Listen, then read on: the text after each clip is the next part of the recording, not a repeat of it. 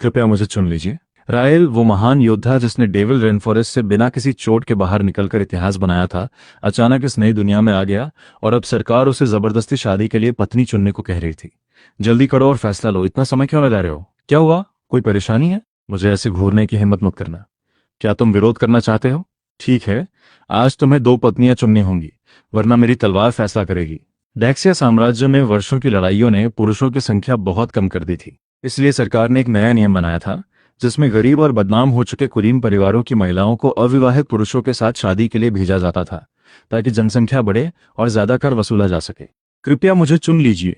अगर किसी ने मुझे नहीं चुना तो मुझे मनोरंजन घरों में भेज दिया जाएगा और उससे अच्छा मैं मरना पसंद करूंगी। सोवा, सुंदरता रेटिंग 89%, भरोसा स्तर 10%, इनाम मिला, रहने की जगह और स्टोरेज स्पेस अनलॉक। रायल हैरान था। सरकार से मिली ये पत्नी सिर्फ खूबसूरत ही नहीं थी, बल्कि उसे इनाम भी मिल रहे थे। उसने फैसला कर लिया, ये पहली होगी, लेकिन नियम के अनुसार उसे दूसरी पत्नी भी चुननी थी। तभी उसकी नजर ब्रिन पर पड़ी। शायद ये अधिकारी जानबूझकर उसे परेशान कर रहा था। आखिर रायल ने उसका क्या बिगाड़ा था? या फिर समस्या ये थी कि रायल जरूरत से ज्यादा आकर्षक था? ब्रिन, सुंदरता रेटिंग 91%, भरोसा स्तर 20%, इनाम मिला, शुरुआती शिकार कौशल और जानवरों को वश में करने की क्षमता। कोई खतरा नहीं, पूरा फायदा। ये दूसरी होगी, अधिकारी ने ताना मारते हुए कहा। तुम्हारी पसंद काफी शानदार है। टैक्स जमा करने की तारीख तक सिर्फ आधा महीना बचा है। यहाँ लोगों की गिनती के हिसाब से कर लिया जाता है, इसलिए कमी मत होने देना, वरना कानून के अनुसार सजा मिलेगी। अब अंदर जाओ। दिन के उजाले में दोनों महिलाएं उसके घर आ गईं। घर बिल्कुल खाली था। दोनों महिलाओं ने पश्चिम वाले कमरे को अपना लिया और रायल पीछे वाले पहाड़ की तरफ शिकार करने निकल गया। ये साधारण धनुष उसकी पुरानी दुनिया वाली बंदूक जैसा नहीं था, लेकिन काम चल सकता था। उसने एक ही तीर से पेड़ की डाल पर बैठे शिकार को गिरा दिया। ऐसी सटीकता अगर सेना में दिखाता तो कम से कम बड़ा कमांडर बन चुका होता। उसने दोनों से कहा, तुम आराम करो, मैं जल्दी वापस आऊंगा। स्टोरेज स्पेस की ताकत सच में कमाल थी। तभी उसे एक जानी पहचानी आवाज सुनाई दी। जेड, रायल, तुम यहाँ क्या कर रहे हो?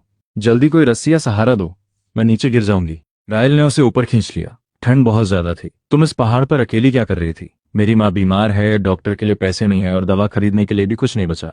घर का अनाज टैक्स के लिए बचाना जरूरी था, इसलिए मैं जड़ी बूटियां ढूंढने आई थी, लेकिन किस्मत खराब थी और यहाँ फंस गई। रायल ने देखा कि जेड के पास खास कौशल थे, शिकार, इलाज और लोहार बनाने की कला। ये लड़की तो चलती फिरती खजाने जैसी थी। जेड ने पूछा, क्या तुम शिकार करने जा रहे हो? क्या मैं साथ आ सकती हूँ? मैं मजबूत हूँ, तुम्हारा सामान उठा सकती हूँ, बस मुझे 10% हिस्सा दे देना। मुझे अपनी माँ के लिए अच्छा खाना चाहिए ताकि वो जल्दी ठीक हो सके। रायल सोचने लगा कि अगर वो साथ आई तो खतरा बढ़ जाएगा, क्योंकि उसकी स्टोरेज क्षमता का राज खुल सकता था। उसने अपना कपड़ा निकालकर कहा, इसे पहन लो और घर चली जाओ। अगर मुझे कुछ मिला तो तुम्हारे घर भेज दूंगा। लेकिन तुम्हारे पास बारिश से बचने का कपड़ा नहीं है, तुम ठंड से जम जाओगे। मेरे पास मोटा कोट है। ये कपड़ा बर्फ के लिए है और अभी बर्फ आने वाली नहीं है। अब खड़ी मत रहो, घर जाओ। रायल, बहुत धन्यवाद। तुमने आधे दिन में इतना सब कैसे कर लिया? बस किस्मत अच्छी थी। नदी का एक हिस्सा अभी जमा नहीं था, वहां जानवर पानी पीने आते हैं। आज रात चिकन बनाएंगे, लेकिन हमें खाना बनाना नहीं आता। चिंता मत करो, मैं सीख लूंगा। मुझे कढ़ाई, बुनाई और खेती आती है, मैं तुम्हारे लिए परेशानी नहीं बनूंगी। एक कुलीन लड़की जिसने कभी रसोई में कदम तक नहीं रखा था, अब खाना बनाने की बात कर रही थी। रायल ने सोचा ये भी शायद कोई खास इनाम देगा। तभी नया कौशल मिला, भट्टी बनाने की कला। अब वो खुद ईंटें बना सकता था और एक मजबूत घर तैयार कर सकता था। अब इस जर्जर मिट्टी की झोपड़ी में ज्यादा दिन रहना मुश्किल था। घर की हालत सुधारने से पहले सबसे बड़ी समस्या थी टैक्स। अनाज जमा करने की तारीख में सिर्फ 15 दिन बचे थे। हर व्यक्ति को 100 पाउंड अनाज देना था और उनके 3 लोगों के परिवार पर कुल 300 पाउंड का कर था, लेकिन उनके पास बचा था सिर्फ 50 पाउंड अनाज। इसलिए रायल को आने वाले दिनों में लगातार शिकार करना होगा और मांस बेचकर शहर से अनाज खरीदना पड़ेगा। 300 पाउंड भी काफी नहीं थे, क्योंकि खबर थी कि इस साल सरकार ने नापने का तरीका बदल दिया था। टैक्स की तराजू में 1 पाउंड अनाज सिर्फ आधा ही माना जा रहा था। इसका मतलब उन्हें कम से कम 375 पाउंड अनाज चाहिए होगा, वरना अधिकारी उन्हें परेशान करेंगे। इन भ्रष्ट अधिकारियों की हिम्मत तो देखो। बाजार में अनाज की कीमत 30 सिक्के प्रति पाउंड थी और मांस लगभग 100 सिक्के प्रति पाउंड बिकता था। नुकसान और बाकी खर्च छोड़कर रायल को कम से कम 200 पाउंड मांस का इंतजाम करना होगा। आगे का रास्ता आसान नहीं था। रात को सोवा ने सोचा, आज मैं तैयार हूं। रायल ने कहा, मेरे इतना काफी है। मेरा नियम है कि जो खाना बनाएगा वो बर्तन नहीं धोएगा। अब मैं अपने कमरे में जाकर आराम करूंगा। सोवा ने सोचा, यह आदमी हम दोनों में ज्यादा दिलचस्पी नहीं दिखाता। अगर उसे हमारी जरूरत नहीं होगी तो क्या होगा? ब्रिन ने कहा, चिंता मत करो, वो अच्छा इंसान है और काफी ताकतवर भी है। हमारी किस्मत अच्छी है कि हमें ऐसा पति मिला। तभी रायल वहां आया। जेड, मैं यहाँ तुम्हारे लिए मांस लेकर आया हूँ। मैंने कल वादा किया था। तुम्हारी माँ कैसी है? माँ जी, मैं आपको देखने आया हूँ। जेड, बाद में आपके लिए गर्म सूप बनाएगी। मैं शहर जा रहा हूँ, शायद वहां से कोई दवा या जड़ी बूटी मिल जाए। रायल, तुम्हारा बहुत धन्यवाद। तभी पीछे से आवाज आई, कौन है वहां? स्कैब, तुम यहाँ क्या कर रहे हो? उसने कहा। इतनी बड़ी बात क्या है? मैं बस थोड़ा सा मांस ले रहा था। रायल ने गुस्से में कहा। चोरी कर रहे हो और ऊपर से ऐसे बात कर रहे हो? स्कैब बोला। तूने मुझे धक्का दिया? याद रख, मैं ये चाकू तेरी पीठ में घोंप कर निकाल सकता हूँ। रायल ने कहा। सालों से तुमने इनसे अनाज छीना है, पैसे लूटे हैं और अब मेरे घर से चोरी करने आए हो? तुम्हें इतनी हिम्मत किसने दी? स्कैब चिल्लाया। जो चीज मुझे चाहिए वो मेरी है, मर जा। लेकिन अगले ही पल रायल ने उसे जमीन पर पटक दिया। स्कैब दर्द से चिल्लाया, आह, तुमने मेरे साथ क्या किया? मेरी कमर टूट रही है। रायल ने कहा, जितना अनाज तुमने जबरदस्ती लिया है और जितने सिक्के चुराए हैं, ब्याज के साथ कुल 1000 सिक्के बनते हैं। कल मेरे घर लेकर आना, अगली बार मैं इतना नरम नहीं रहूंगा। जेड ने भावुक होकर कहा। धन्यवाद रायल, वो कई सालों से हमें परेशान कर रहा था। हम दोनों अकेली थी, हमारा कोई सहारा नहीं था। रायल ने कहा, तुम्हें अपने आंगन की दीवारों पर कांटे लगाने चाहिए ताकि कोई आसानी से अंदर ना सके, वरना वो फिर से चढ़कर आ सकता है। ये सुरक्षित नहीं है। जेड ने कहा, समझ गई, मैं अभी व्यवस्था करती हूँ। कुछ समय बाद रायल बाजार की तरफ गया। वहां उसकी मुलाकात एक आदमी से हुई जो मीठी बातें कर रहा था। अरे साहब, जरा रुकिए, आप इस घर के मालिक लगते हैं। आपके चलने का अंदाज किसी बड़े आदमी जैसा है। रायल ने कहा, मैं नहीं, मैं तो बस यहाँ का प्रबंधक हूँ। सामने वाले ने कहा, ओह, तो आप ही इस जगह के मैनेजर हैं? आपकी चाल देखकर तो मुझे लगा आप खुद मालिक होंगे। माफ कीजिए, मैंने आपका नाम नहीं पूछा। उसने जवाब दिया, मेरा नाम जेड थेरॉन है। तुम काफी समझदार हो और बातों में भी तेज हो। बताओ क्या काम है? रायल कहा, कुछ दिन पहले मैं पहाड़ पर शिकार करने गया था और किस्मत से एक हिरन पकड़ लिया। क्या आपके मालिक का घर इसे खरीदना चाहेगा? थेरॉन ने मांस देखा और कहा, ये तो अच्छा माल है, इसकी क्या कीमत चाहते हो? रायल बोला, ये कोई साधारण मांस नहीं है, इसे पकाने पर शानदार स्वाद आता है। बाजार में इसकी कीमत लगभग 150 सिक्के प्रति पाउंड है। यहाँ करीब 40 पाउंड मांस है। मैं इसे 5000 सिक्कों में दूंगा। थेरॉन ने कहा, बहुत ज्यादा है, ज्यादा से ज्यादा 4000 दूंगा। रायल मुस्कुराया और बोला, अगर सच में खरीदना है तो मैं इसे 7000 सिक्कों से कम में नहीं दूंगा। थेरॉन ने कहा, तुम मेरे साथ सौदा कर रहे हो या मजाक? 5000 सिक्कों की चीज को 7000 में बेच रहे हो? क्या तुम्हें लगता है थेरॉन बेवकूफ है? रायल ने कहा, तुम गलत समझ रहे हो। मैं ये चीज तुम्हें व्यक्तिगत रूप से 5000 में बेच रहा हूँ, लेकिन तुम्हारा मालिक का घर इसके लिए 7000 देगा। तुम 7000 सिक्के निकाल कर मुझे दे दो, हिरन तुम्हारा हो जाएगा और बचे हुए 2000 तुम्हारा कमीशन समझ लो। बताओ, सौदा मंजूर है? पैसा ऐसी चीज है जो नामुमकिन काम भी करवा देता है, और ये बात कभी पुरानी नहीं होती। थेरॉन मुस्कुराया और बोला, ठीक है, लो 5000 सिक्के। हिरन अब मेरा है, बाकी 2000 सिक्कों का हिसाब पहले ही हो चुका है। रायल ने कहा, थेरॉन, ये कल पकड़े हुए कुछ खरगोश हैं, आपके लिए छोटा सा तोहफा समझो, आगे भी बहुत व्यापार होगा। थेरॉन ने कहा, तुम खेल समझते हो बच्चे, तुम्हारा भविष्य अच्छा है। धन्यवाद थेरॉन, मुझे थोड़ा पुराना अनाज भी खरीदना है, इसलिए अब मैं चलता हूँ। दुकान में पहुंचकर रायल ने देखा कि नया और पुराना अनाज मिलाया जा रहा था। उसने दुकानदार से पूछा, मालिक, तुम पुराने अनाज को नए अनाज के साथ क्यों मिला रहे हो? नया अनाज कहाँ है? दुकानदार बोला, यही सब बचा हुआ माल है, लेना है तो लो, वरना छोड़ दो। लेकिन नए अनाज की कीमत लेकर ऐसा मिलावटी माल बेचना सही नहीं है। दुकानदार गुस्से में बोला, अगर खरीदना नहीं है तो निकल जाओ। इस साल मौसम बहुत खराब था, ठंड और सूखे की वजह से फसल कम हुई है। शुक्र करो कि कुछ अनाज तो मिल रहा है, ज्यादा शिकायत की तो बाहर निकलो। कभी पीछे से आवाज आई, अरे अरे, देखो कौन आया है, दुनिया कितनी छोटी है। अनाज की दुकान पर तुम्हें देखकर अच्छा लगा। क्या घर का खाना खत्म हो गया क्या? टैक्स भरने में बस आधा महीना बचा है ना? रायल ने कहा। अधिकारी, ये तुम्हारी चिंता की बात नहीं है, एक भी दाना कम नहीं होगा। अधिकारी बोला, अभी भी जुबान उतनी ही तेज है, लगता है पिछली बार की सजा से कुछ सीखा नहीं। फिर उसने अपने आदमियों को बुलाया और कहा, मुझे खबर मिली है कि यह आदमी दुश्मन देश का जासूस है और हमारे इलाके में सेना की जानकारी लेने आया है। इसे पकड़कर पूछताछ के लिए ले जाओ। सैनिक बोले, जी सर, इसे पकड़ो। रायल ने कहा, तुम बार बार मुझे जासूस कह रहे हो, तुम्हारे पास इसका कोई सबूत है? अधिकारी हंसते हुए बोला, मेरा शब्द ही सबूत है। ये किसान लोग बहुत ज्यादा खेती करते करते अपना दिमाग खो देते हैं, मेरे सामने सबूत मांग रहा है, इसे अपनी औकात पता होनी चाहिए। रायल बोला, ठीक है, मैं तुम्हारे साथ चलता हूँ। जेल कहाँ है? क्या मैं रात के खाने तक पहुंच जाऊंगा? अधिकारी हैरान होकर बोला, तुम क्या चाल चल रहे हो? रायल ने कहा, अगर मैं जेल चला गया तो मुझे अनाज टैक्स देने की जरूरत नहीं पड़ेगी, और जब तुम्हारे बड़े अधिकारी पूछेंगे तो सारी जिम्मेदारी तुम्हारी होगी। जब उन्हें पता चलेगा कि मैं जासूस नहीं हूं, तब जो 375 पाउंड अनाज कम पड़ेगा, क्या वो तुम्हारी जेब से जाएगा? अधिकारी चुप हो गया, फिर बोला, किस्मत अच्छी है तुम्हारी, हाथ छोड़ रहा हूं, अब यहां से निकलो। रायल ने सोचा, बड़े से बड़ा दुश्मन हराया जा सकता है, लेकिन छोटे चालबाज कभी हार नहीं मानते। सितंबर आने से पहले ड्रैक्स से निपटना होगा। घर वापस आकर रायल ने दोनों को 2 रजाइयां दी। उसने कहा, जब समय मिलेगा तो मैं घर की मरम्मत कर दूंगा। मुझे पता है यहाँ की हालत अच्छी नहीं है, तुम्हें ऐसी जगह रहने के लिए मजबूर होना पड़ रहा है, सोआ ने पूछा। रायल, क्या तुम हमसे खुश नहीं हो? ये बात कहाँ से आ गई? हम दोनों दुनिया को समझते हैं, इसलिए साफ साफ बोलो। अगर तुम सच में हमें नहीं चाहते या कोई और परेशानी है तो हम चली जाएंगी। तुम अधिकारियों से कह देना कि हम भाग गई, चाहे तो हम अपराधी बन जाएं, लेकिन यहाँ बोझ बनकर नहीं रहेंगी। रायल ने कहा, मुझे तुम दोनों से कोई शिकायत नहीं है। मेरी पत्नी इतनी खूबसूरत है, इससे ज्यादा मैं और क्या चाह सकता हूँ? लेकिन अभी सबसे जरूरी चीज अनाज का टैक्स है, और सच्चा रिश्ता हर पल साथ रहने से साबित नहीं होता। हमारे पास आगे बहुत समय है। क्या ये सच में सिर्फ एक साधारण किसान गांव है? रायल को नया कौशल मिला। नाइट विजन अनलॉक हो चुका था और उसकी स्टोरेज क्षमता भी बढ़ सकती थी। ये तो बहुत बड़ा फायदा था। लगता है थोड़ी मीठी बातें करने से भी अच्छे परिणाम मिलते हैं। अब चाहे कोई कितना भी छिपे, बच नहीं सकता। उसे अल्टीमेट जानवरों को वश में करने की क्षमता भी मिल गई। ये शक्ति उम्मीद से भी ज्यादा शानदार थी। तभी उसे खजाने के नक्शे का एक टुकड़ा मिला।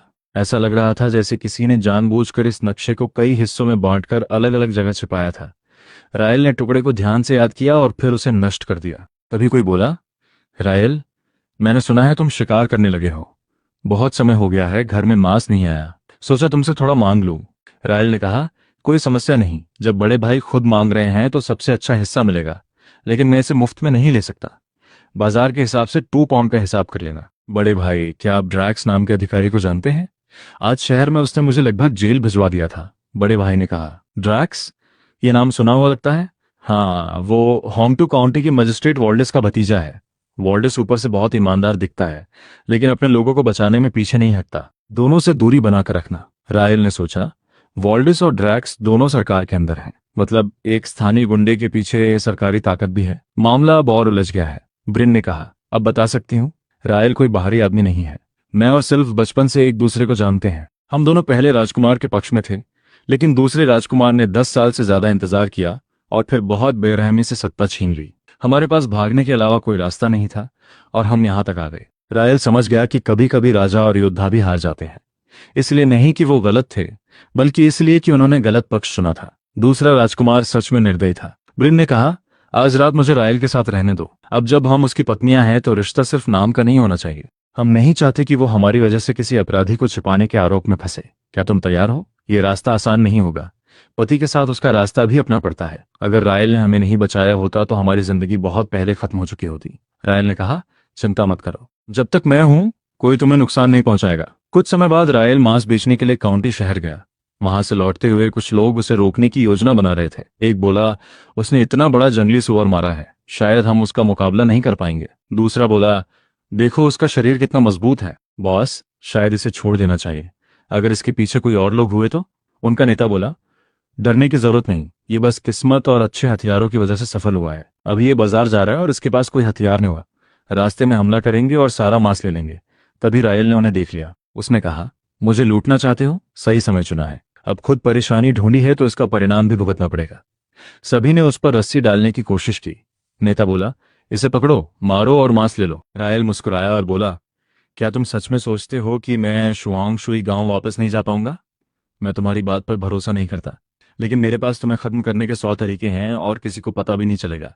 शुक्र मनाओ कि तुम आज वाले रायल से मिले हो, पुराने वाले से नहीं। पुराने हिसाब के लिए तुम्हारी 10 जिंदगियां भी कम पड़ती। बाद में रायल थेरॉन के पास पहुंचा। उसने कहा, 100 पाउंड जंगली सुअर के मांस के बदले मैं 15,000 सिक्के दूंगा।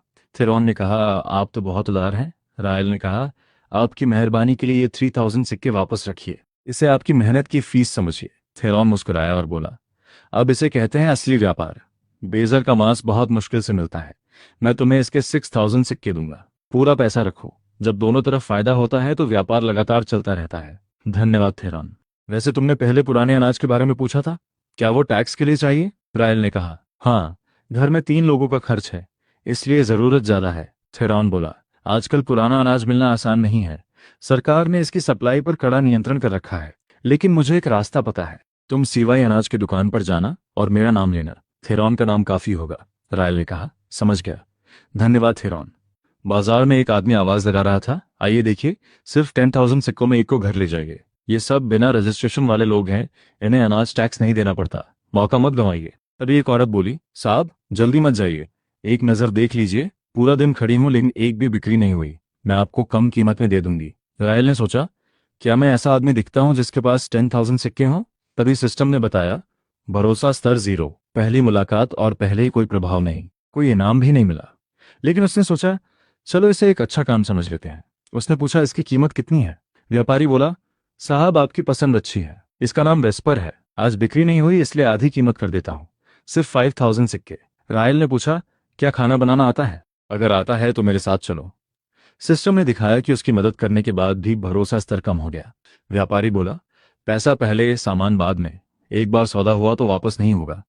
लड़के, तुम्हारे हाथ एक अनमोल चीज लगी है, तुमने बड़ा फायदा कर लिया, अब जाओ। रायल सीधा दुकान के मालिक से मिल पहुंचा। उसने कहा, मैं थेरॉन के कहने पर आया हूँ। मालिक ने पूछा, कितना अनाज चाहिए? रायल बोला, 400 पाउंड। दुकानदार बोला, मात्रा ज्यादा नहीं है लेकिन कीमत सुनकर हैरान हो जाओगे, 45 सिक्के प्रति पाउंड। 400 पाउंड यानी 18,000 सिक्के या 18 चांदी के सिक्के। रायल ने कहा, थेरॉन ने तो 40 सिक्के बताए थे। दुकानदार बोला, वो 3 दिन पहले की कीमत थी, मेरी गलती है कि मैंने थेरॉन को नई कीमत नहीं बताई, लेकिन क्योंकि तुम उसके भेजे हुए हो इसलिए साफ बता देता हूँ। 3 दिन पहले बिंगजो सेना ने पूरे इलाके में भारी मात्रा में पुराना अनाज खरीदना शुरू कर दिया। अब पुराना अनाज बहुत कम बचा है। कुछ व्यापारी नए अनाज को पुराने में मिलाकर बेच रहे हैं और कुछ तो पूरा नया अनाज बताकर बेच रहे हैं। लेकिन मेरी दुकान ईमानदारी से काम करती है, 45 सिक्के सबके लिए सही कीमत है। रायल बोला, ठीक है, सौदा मंजूर है, लेकिन आज मेरे पास पूरे पैसे नहीं है, मैं अभी 200 पाउंड ले जाता हूँ और बाकी 200 पाउंड के लिए जमा राशि छोड़ देता हूँ, 3 दिन बाद आकर बाकी ले जाऊंगा। दुकानदार बोला, ठीक है, बस 10 चांदी के सिक्के जमा कर दो। फिर रायल वेस्पर की तरफ देखकर बोला, अब तुम मेरे साथ चलोगी, तुम्हारा काम होगा घर के बाहरी काम और मेहनत वाले काम करना। वेस्पर हैरान होकर बोली, मैं? रायल बोला, हाँ तुम, मैंने तुम्हें आराम करने के लिए नहीं खरीदा है, काम करना होगा। सिस्टम ने बताया, भरोसा स्तर 15 अंक नीचे चला गया। वेस्पर गुस्से में बोली, जब तुमने मुझे बांध रखा है तो मैं मदद कैसे करूंगी? रायल ने सोचा, इतनी खूबसूरत लड़की को संघर्ष करते देखना भी अलग ही अनुभव है, इसमें हिम्मत तो है। घर पहुंचने के बाद ब्रिन ने पूछा, रायल ये कौन है? रायल ने कहा, रास्ते में लोगों की बिक्री लगी थी, शिकार के लिए मुझे अक्सर बाहर जाना पड़ता है और घर में खाना बनाने वाला कोई नहीं था, इसलिए इसे ले आया। तुम्हारा नाम क्या है? लड़की बोली, वेस्पर। ब्रिन ने पूछा, आज गांव में कुछ हुआ क्या? वेस्पर ने कहा, हाँ, एक अजीब बात हुई। करीब 10 अधिकारी गांव में आए थे और हर घर में जाकर पूछ रहे थे कि क्या 11 साल पहले कोई आदमी यहाँ 2 छोटी बच्चियों के साथ आया था। इतने साल पुराने मामले को अचानक क्यों खोदा जा रहा है, यही समझ नहीं आ रहा, कुछ तो गड़बड़ है। वॉल्डिस इतने सालों से काउंटी मजिस्ट्रेट है, क्या वो किसी को ढूंढ रहा है? क्या ये हमसे जुड़ा हुआ है? रायल ने कहा, ज्यादा मत सोचो, चिंता मत करो, पहले बताओ, क्या तुम पत्ता गोभी के साथ ब्रेज्ड पसलियां बना सकती हो? जाकर खाना बनाना शुरू करो। वेस्पर ने पूछा, रसोई कहाँ है? रायल ने कहा, बाहर निकलो और दाईं तरफ मुड़ जाना। 2 छोटी बच्चियों के साथ एक आदमी 11 साल पहले, क्या वो हमें ढूंढ रहे हैं? क्या उन्होंने हमें खोज लिया? क्या वो आदमी हमारा पिता था? नहीं, ऐसा नहीं हो सकता। तभी ब्रिन घबराकर आई और बोली, रायल, बहुत बड़ी समस्या हो गई है। रायल ने कहा, शांत हो जाओ, शुरुआत से बताओ क्या हुआ। ब्रिन बोली, बड़े भाई पर पास के जियोजा गांव के लोगों ने हमला कर दिया है, वो बहुत गुस्से में हैं और तुम्हारे पीछे आ रहे हैं, तुम्हें छिपना चाहिए। रायल ने पूछा, जियोजा गांव वाले मेरे पीछे क्यों आएंगे? क्या मैंने उनके इलाके में जाकर शिकार किया और जंगली सुअर मार दिया? ब्रिन ने कहा, जियोजा के शिकारी कह रहे हैं कि उन्होंने उस सुअर का कई दिनों तक पीछा किया था और तुमने बीच में आकर उसे ले लिया। रायल ने कहा, तो क्या हुआ? पहाड़ कब से जियोजा गांव की संपत्ति बन गया? ये सरकारी जमीन है, यहाँ कोई भी शिकार कर सकता है। ब्रिन ने कहा, लेकिन वो बहुत सारे हैं और सब ताकतवर शिकारी हैं, वो रास्ते में है, तुम्हें सच में छिप जाना चाहिए। रायल ने कहा, छिपूं? वो तो मेरे दरवाजे तक आ गए हैं, अब मैं कहाँ जाऊं? हर समस्या का कोई ना कोई रास्ता होता है। तभी बाहर से आवाज आई, रायल, तुमने जियोजा गांव के शिकार क्षेत्र में बिना अनुमति घुसकर शिकार किया है, आज तुम्हें जवाब देना होगा, बाहर निकलो। तभी एक आवाज आई, वहीं रुक जाओ। एक कदम और बढ़ाया तो ये तीर किसी को नहीं छोड़ेगा। जियोजा वालों ने देखा कि एक महिला धनुष लेकर खड़ी थी। एक आदमी बोला, इस औरत में बहुत हिम्मत है। रायल, तुम एक औरत के पीछे छिप रहे हो, ये कैसी मर्दानगी है? रायल ने कहा, पहाड़ सरकार की जमीन है, कब से ये जियोजा गांव का शिकार क्षेत्र बन गया? और तुम्हें मेरे शिकार किए हुए सुअर पर दावा करने का अधिकार किसने दिया? किस आधार पर? जियोजा वालों ने कहा, हमने उस सुअर का 7 दिन और 7 रात पीछा किया था, तुमने हमारा शिकार छीन लिया, आज या तो पैसे दो या मांस वापस करो, वरना जो होगा उसके जिम्मेदार तुम खुद होगे। भाइयों, आगे बढ़ो। ब्रिन ने तुरंत तीर तान दिया। उसने कहा, कोई आगे नहीं बढ़ेगा, एक भी हरकत की तो तीर सीधा चलेगा। एक आदमी गुस्से में बोला, तुम क्या कर रही हो? और रायल, तुम अपनी पत्नी को रोक नहीं सकते? ये तो बहुत खतरनाक है। रायल ने कहा, मैं क्यों रोकूं? तभी किसी ने कहा, खबर है तुमने बड़े भाई को मारा था। बड़े भाई हमारे गांव की इज्जत है। अगर तुमने उन्हें चोट पहुंचाई तो तुमने पूरे शुआंगशुई गांव का अपमान किया है। ये मामला खत्म नहीं हुआ। जाओ और बड़े भाई को यहाँ लेकर आओ। फैसला वो खुद करेंगे। थोड़ी देर बाद कुछ लोग बोले, ठीक है, तुम ही बताओ क्या चाहते हो। हम भी पहाड़ों में रहने वाले लोग हैं, बस जिंदगी चलाना चाहते हैं।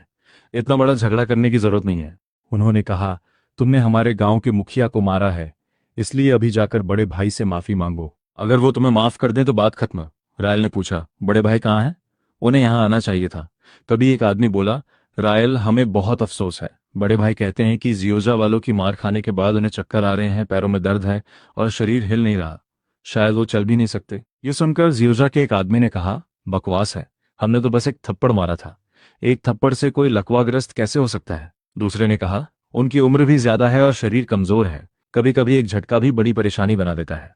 रायल मुस्कुराया और बोला, ठीक है, फिर तुम सब यहीं इंतजार करो। जब तक बड़े भाई ठीक नहीं हो जाते और तुम्हें माफ नहीं कर देते, तब तक कोई नहीं जाएगा। जल्दी किस बात की है? जियोजा वाले चुप हो गए। नुकसान की भरपाई कैसे करनी है हमें बताओ, हम इसे सही कर देंगे। रायल ने कहा, अगर हिसाब से देखें तो तुम लोग पिछले 3 सालों से हमारे पीछे वाले पहाड़ पर शिकार कर रहे हो। मैं ज्यादा सख्ती नहीं करूंगा।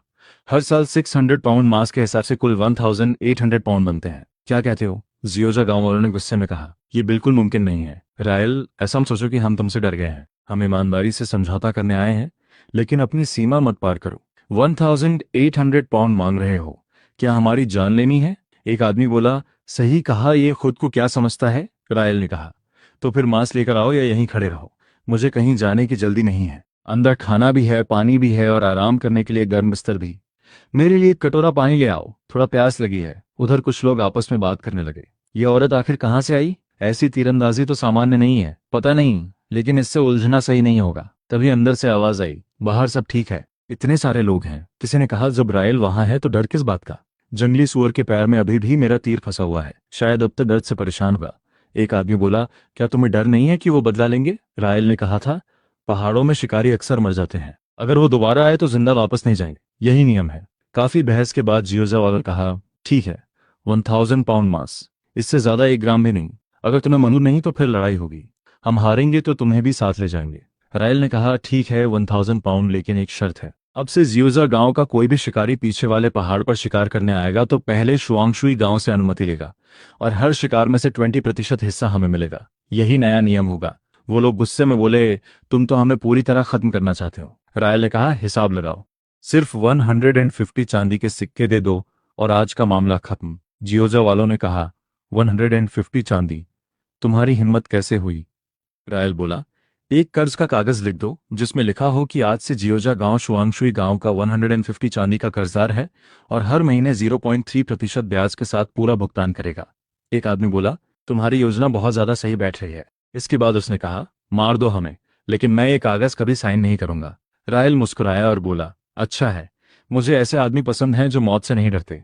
फिर उसने यान से पूछा, ये लोग हथियार लेकर मेरे घर में घुसे और लूटने आए। डैक्सिया साम्राज्य के कानून के अनुसार इसकी सजा क्या है? यान ने जवाब दिया, हथियार के साथ घर में घुसना और हिंसा की कोशिश करना बड़ा अपराध है।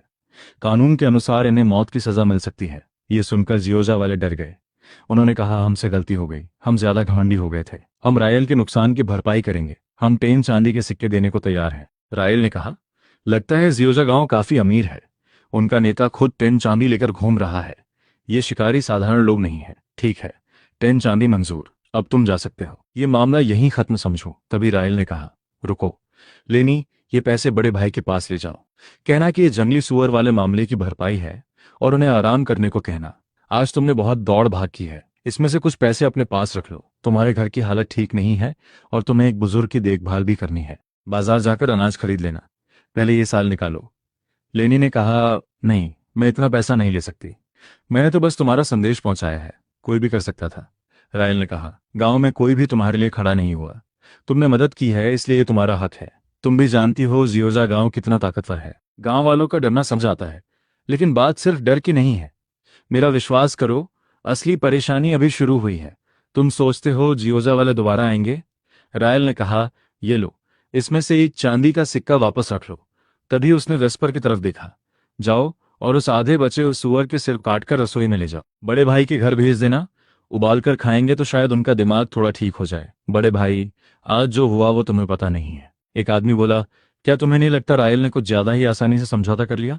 जंगली सुअर वाले ने 10 चांदी दी और उसने ले ली। अगर मेरी बात मानो तो वो और ज्यादा मांग सकता था, शायद 20 चांदी तक मिल जाती। बड़े भाई ने कहा, बेवकूफ़ी मत करो, जिस बात को समझते नहीं हो उस पर बोलना बंद करो। वो पैसा ज्यादा लेता तो परेशानी बढ़ जाती। 10 चांदी भी इतनी है कि लोगों के मन में जलन पैदा कर दे। अगर रायल 150 चांदी लेकर आता तो गांव में उसके लिए जगह बनाना मुश्किल हो जाता। लोग उससे नहीं, उसके पास मौजूद चीजों से जलते।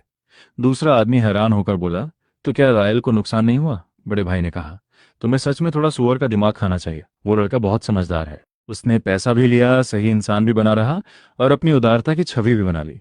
अब गांव वाले उससे जल भी नहीं सकते। उसका भविष्य बहुत अच्छा है। तभी किसी ने कहा, सच में बड़ा भविष्य है। सुअर का दिमाग खाने से शायद सोच भी बड़ी हो जाए। कुछ समय बाद रायल घर पहुंचा। बाहर से आवाज आई, रायल घर पे हो? तुम्हारी बुआ देखने आई है। रायल ने कहा, बुआ इतनी रात हो गई है, आप यहाँ कैसे? बुआ बोली, अरे रायल, मैंने सुना तुमने जंगली सुअर मार गिराया। शुआंगशुई गांव में इतने सालों में ऐसा शिकारी नहीं देखा। मैं हमेशा कहती थी कि बड़ा होकर तुम कुछ बड़ा करोगे। देखा, मेरी बात सही निकली। रायल हंसकर बोला, बुआ, आपको सच में ऐसा याद है? मुझे तो याद है आप कहती थी कि मैं पढ़ाई में बेकार हूँ, लड़ाई में कमजोर हूँ और जिंदगी में कुछ नहीं कर पाऊंगा। हमेशा किसान ही बना रहूंगा। ये बातें मेरी तो नहीं लगती। बुआ बोली, रायल, मैंने हमेशा तुम पर भरोसा किया है। वो सब बातें दूसरे लोग कहते थे, मेरी नहीं थी। तभी लियू बुआ बोली, रायल बेटा, हमारे घर में इस साल का अनाज पूरा नहीं हुआ है। क्या तुम थोड़ा सुअर का मांस उधार दे सकते हो? अगले साल फसल के बाद लौटा देंगे। रायल ने कहा, लियू बुआ, ये थोड़ा मुश्किल है। मेरे घर में भी 3 लोगों का खर्च है। हमारे पास इतना मांस नहीं कि दूसरों को दे सकूं। आपको कोई और रास्ता देखना होगा। लियू बुआ ने दोनों पत्नियों की तरफ देखकर कहा, वैसे भी तुम्हारे घर की वो दोनों औरतें कोई काम नहीं करती। उन्हें रखने का क्या फायदा, सिर्फ अनाज बर्बाद कर रही हैं। दोनों को छोड़ दो। याद है नहीं बेटी शिव, वो असली किसान परिवार की लड़की है, मेहनती है और ज्यादा दहेज भी नहीं मांगूंगी। तभी ब्रिन ने गुस्से में तीर चला दिया जो पास से निकल गया। उसने कहा, माफ करना बुआ, हाथ फिसल गया। मैं पूरी तरह बेकार नहीं हूं। धनुष चलाना आता है, हालांकि निशाना थोड़ा कमजोर है। लेकिन अगर आप यहां खड़े होकर बकवास करती रहीं तो अगला तीर कहां जाएगा, इसकी गारंटी नहीं दे सकती। रायल ने सोचा, ये लड़की तो सच में गुस्सैल है। दिलचस्प है। लियू बुआ गुस्से में बोली, ये लड़की तो बहुत बदतमीज है। रायल, तुम इसे रोकते क्यों नहीं? हम परिवार वाले हैं और तुम्हारी पत्नी बड़ों से ऐसे बात करती है, ये तो गलत है। इसके आधार पर तुम इसे तलाक दे सकते हो। तुम लोग मेरे साथ ऐसा व्यवहार करने की हिम्मत कैसे कर सकते हो? मैं इसकी शिकायत अधिकारियों से करूंगी। रायल ने कहा, लियू बुआ, मैं सच में माफ चाहता हूँ। हमारे पास खुद के लिए भी अनाज कम है और मैं इसी चिंता में रहता हूँ। जहां तक मेरी पत्नी की बात है, उसकी चिंता मत करो। रायल ने कहा, तुम्हारी चिंता करने की जरूरत नहीं है। मुझे ऐसी ही हिम्मत वाली औरतें पसंद है। लियू बुआ, अब आप चलिए, देर हो रही है। तभी स्कैब दौड़ता हुआ आया और बोला, रायल, मुझे अपने साथ रख लो। आज से तुम जो कहोगे वही करूंगा। जिसे मारना होगा उसे मारूंगा, कोई सवाल नहीं पूछूंगा। रायल ने पूछा, स्कैब, तुम मेरे साथ चलना चाहते हो? डर नहीं लगता कि मैं फिर से तुम्हारा हाथ तोड़ दूंगा? स्कैब ने सिर झुकाकर कहा, पहले मेरी आंखें बंद थीं। मैं समझ नहीं पाया कि मैं किसके सामने खड़ा हूं। मैंने असली ताकत को पहचानने में गलती की। बस मुझे एक मौका दे दो। मैं जिंदगी भर तुम्हारा वफादार रहूंगा। चाहे आग हो या पानी, मैं पीछे नहीं हटूंगा। रायल ने कहा, अंदर आकर बैठो, मुझे तुमसे एक बात पूछनी है। क्या तुम अनाज का इंतजाम कर सकते हो? जितना ज्यादा हो सके उतना अच्छा, स्कैब बोला। अनाज? होंगटो काउंटी के अंदर एक गुप्त बाजार है। वहां कीमत खुले बाजार से कम होती है और कोई नहीं पूछता कि माल कहां से आया। ये बाजार नया है, लेकिन अफवाह है कि काउंटी मजिस्ट्रेट खुद इसे संरक्षण देता है। सरकार ऊपर से अनदेखा करती है और अंदर से इसे बचाती है। रायल ने कहा, घर जाकर तैयारी करो। 2 दिन बाद मेरे साथ काउंटी शहर चलना। मुझे अनाज खरीदना है और उस गुप्त बाजार को भी देखना है। स्कैब बोला, जी मालिक। रायल, चिंता मत करो, मैं तुम्हारे रास्ते की हर रुकावट हटा दूंगा। तभी बाहर से आवाज आई, मैं तुम्हें मार डालूंगा बेशर्म आदमी। रोज गांव में परेशानी खड़ी करता है और अब रायल के घर तक आ गया। शर्म नहीं आती? निकल यहां से। स्कैब बोला, रुको चाचा, मुझे मत मारो। मैं अब परेशानी करने नहीं आया हूं। मैं अब से रायल के साथ काम करूंगा। उसने मुझे स्वीकार कर लिया है। मैं अब उसका आदमी हूं। सामने वाला हैरान होकर बोला, सच में? रायल ने इसे अपने साथ रख लिया? रायल ने कहा, हाँ, यह अब मेरे काम करेगा। तभी बड़े भाई ने कहा, रायल, तुमने पहाड़ पर शिकार करके कमाल कर दिया।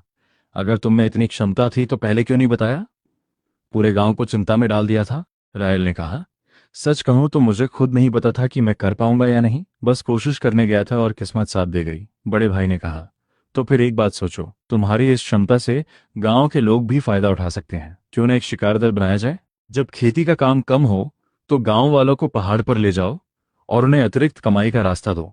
और अभी तुम्हारी जियोजा गांव से दुश्मनी भी हो गई है, अकेले जाना सुरक्षित नहीं होगा। अगर गांव वाले साथ होंगे तो परेशानी आने पर हम संख्या में कम नहीं होंगे। ताकत हमेशा साथ रहने में होती है। रायल ने कहा, बड़े भाई, मैं जानता हूं आप गांव के लिए अच्छा चाहते हैं, लेकिन हर जिम्मेदारी मेरे ऊपर मत डालिए। शिकार कोई खेल नहीं है, इसमें जान का खतरा होता है। फिर भी मैं इस गांव को कमजोर नहीं देखना चाहता। शुआंशुई गांव के लोगों की हालत सच में कठिन है। ये बूढ़ा आदमी मेरी कमजोरी समझ चुका है। रायल ने सोचा और बोला, ठीक है, अगर मैं थोड़ी मदद कर सकता हूं तो करूंगा।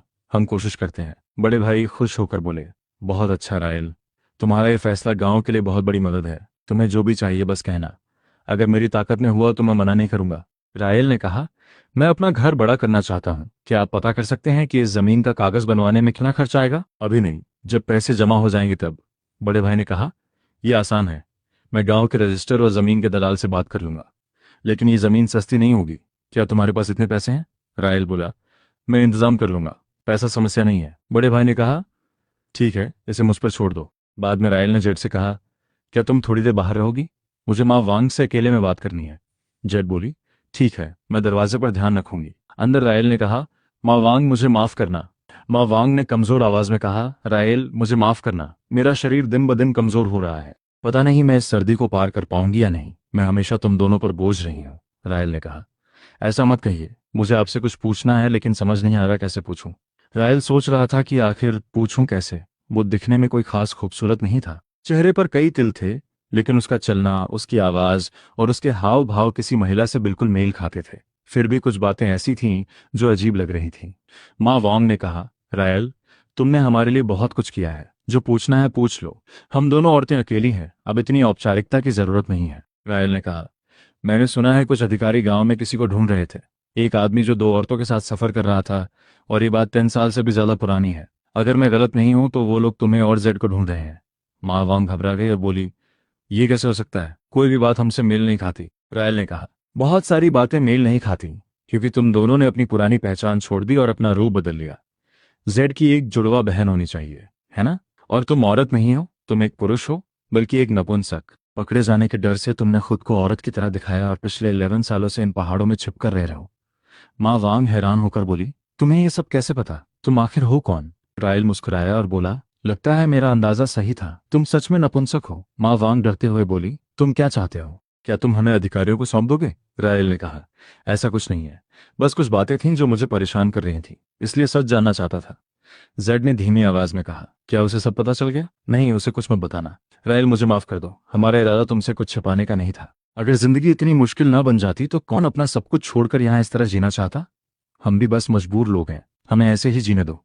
रायल ने कहा, जीना छोड़ने की जरूरत नहीं है। मावांग ने हैरानी से पूछा, तुम्हें कैसे पता कि मैं मरना चाहती हूँ? रायल ने कहा, पिछली बार जब मैंने तुम्हें देखा था तुम कमजोर थी। मावांग बोली, हाँ, लेकिन वो सिर्फ सामान्य सर्दी थी। रायल ने कहा, लेकिन ऐसा कैसे हो सकता है? अभी तुम्हारे होंठ नीले पड़ रहे हैं और उंगलियों के सिरे काले हो रहे हैं। ये किसी धीरे धीरे असर करने वाले जहर जैसा लग रहा है। वॉल्डिस का नाम सुनते ही तुम्हारा डर जाना और फिर कल अधिकारियों का गांव आना, इसका मतलब साफ है। लेकिन अभी कोई कदम उठाना गलती होगी। यहाँ रहना ही तुम्हारे लिए ज्यादा सुरक्षित है। चुप रहो और जिंदा रहो। अगर सच में खतरा आया तो तब फैसला लेना। अभी समय है, मौत के बाद कुछ न बचता। जिंदा रहोगी तो शायद सब बदलने का मौका मिलेगा। रायल ने सोवा से पूछा, क्या 11 साल पहले बिंगझो में कोई अजीब घटना हुई थी, खासकर किसी अधिकारी के परिवार से जुड़ी? सोवा ने सोचा और कहा, 11 साल पहले डैक्सिया साम्राज्य के 333वें वर्ष में बिंगझो के राजकुमार ने उत्तर की तरफ सेना भेजी थी और वेहे को हरा दिया था। सम्राट ने उसे बड़ा इनाम दिया और वेहे का बड़ा इलाका उसे दे दिया। उसके बाद बिंगझो में भ्रष्टाचार से जुड़े कुछ मामले सामने आए और चेन नाम का एक अधिकारी मारा गया। रायल ने पूछा, चेन अधिकारी? 11। सोवा ने कहा, हाँ, मुझे उसके बारे में याद है। जहां तक मुझे याद है उस पर भ्रष्टाचार का नहीं बल्कि देशद्रोह और दुश्मनों से मिलकर काम करने का आरोप लगा था। उसके पूरे परिवार को सजा दे दी गई, एक भी इंसान नहीं बचा। कहते हैं इतनी बेरहमी थी कि अंडे तक तोड़ दिए गए ताकि कहीं कुछ छिपा ना हो। ये बहुत निर्दयी घटना थी। इसके अलावा उस साल कोई और खास अजीब घटना नहीं हुई थी। रायल ने कहा, अंदर आ जाओ, मैं बस तुम्हारे बारे में थोड़ा जानना चाहता हूँ। इतना सावधान रहने की जरूरत नहीं है। अगर तुम सच में चेन परिवार से हो भी तो इतने साल बीत चुके हैं, मैं तुम्हें पकड़वाने नहीं वाला। मेरे साथ बाहर चलो। वेस्पर ने पूछा, क्या बात है, इतनी गोपनीयता क्यों? इन 2 दिनों में मैंने समझ लिया है कि तुम अच्छे इंसान हो, इसलिए मुझे जाने दो। मैंने तुम पर जितना खर्च किया है मैं सब वापस कर दूंगी, बल्कि उससे ज्यादा भी दे दूंगी। रायल ने पूछा, क्या तुम्हें पता है मैंने तुम्हें क्यों खरीदा था? वेस्पर ने पूछा, क्यों? क्या इसलिए नहीं कि मैं काम करूं? रायल बोला, क्योंकि तुम्हारा चेहरा थोड़ा किसी ऐसे इंसान से मिलता है जिसे मैं जानता था। मेरी एक दोस्त थी, उसका नाम जेड था। वेस्पर अचानक घबरा गई और बोली, वो कहाँ है? क्या वो अभी भी जिंदा है? रायल ने कहा, और अगर मैं तुम्हें बता दूं तो तुम क्या करोगी? क्या तुम भी जाकर उसे ढूंढने की हिम्मत करोगी? वेस्पर ने हैरानी से पूछा, तुम्हें क्या पता है? रायल बोला, मुझे उतना ही पता है जितना मुझे पता होना चाहिए, है ना मीरा? वेस्पर चौंक गई। तुम तुम जानते हो मैं कौन हूं? क्या तुम मुझे अधिकारियों के हवाले कर दोगे? रायल ने कहा, मैंने कहा ना, मुझे सिर्फ वही पता है जो मुझे पता होना चाहिए। जो नहीं जानना चाहिए उसके बारे में मैं कुछ नहीं जानता। इसलिए तुम यहाँ मेरे साथ सुरक्षित रह सकती हो। तुम सिर्फ वेस्पर हो, एक लड़की जो मेरे लिए खाना बनाती है। वेस्पर ने पूछा, तुम मेरी मदद क्यों कर रहे हो? रायल ने कहा, कोई खास वजह नहीं। अगर जाना चाहती हो तो अपना सामान तैयार कर लो, मैं तुम्हें थोड़े पैसे दे दूंगा और रात में चुपचाप निकल जाना। तुम्हारे पास पहचान पत्र नहीं है, यात्रा की अनुमति भी नहीं है। अगर दिन में सैनिकों ने पकड़ लिया तो वो तुम्हें मार डालेंगे। और हाँ, पहाड़ों में भेड़िए, बाघ, भालू और जंगली सुअर भी हैं।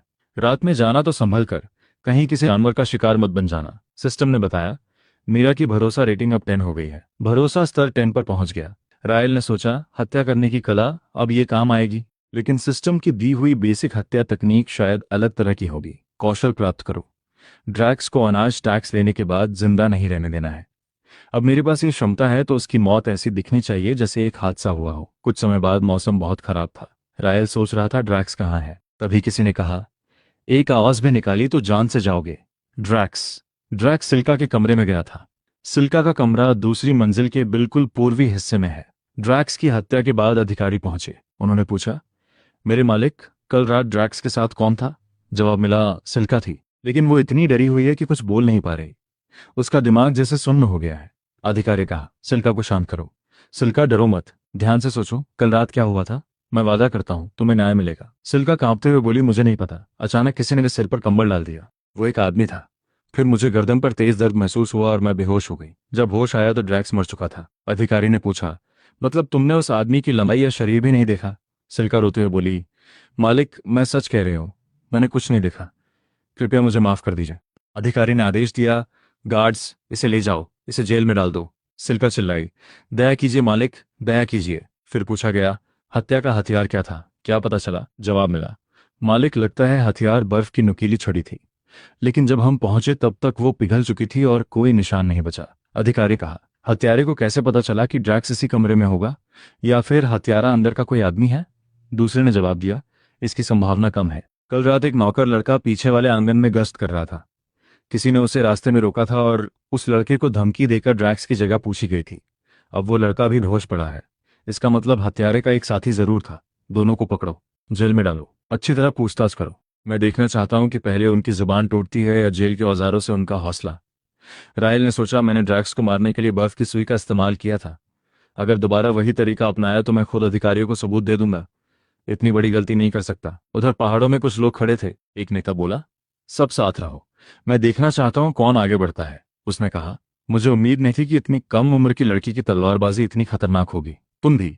मैं ब्लैक रिवर माउंटेन से हूं। तुम्हारे जैसे कौशल वाले इंसान को इस छोटे गांव में क्यों रहना चाहिए? हमारे साथ पहाड़ पर चलो, आजादी से जियो, अपनी मर्जी से जियो। क्या कहती हो? ब्रिन ने कहा, ब्लैक रिवर माउंटेन, मेरा तुमसे कोई झगड़ा नहीं है, न कोई दुश्मनी है। फिर तुम मुझे मारना क्यों चाहते हो? नेता बोला, हमें पैसे मिले हैं, हम लोगों की समस्याएं खत्म करने का काम करते हैं।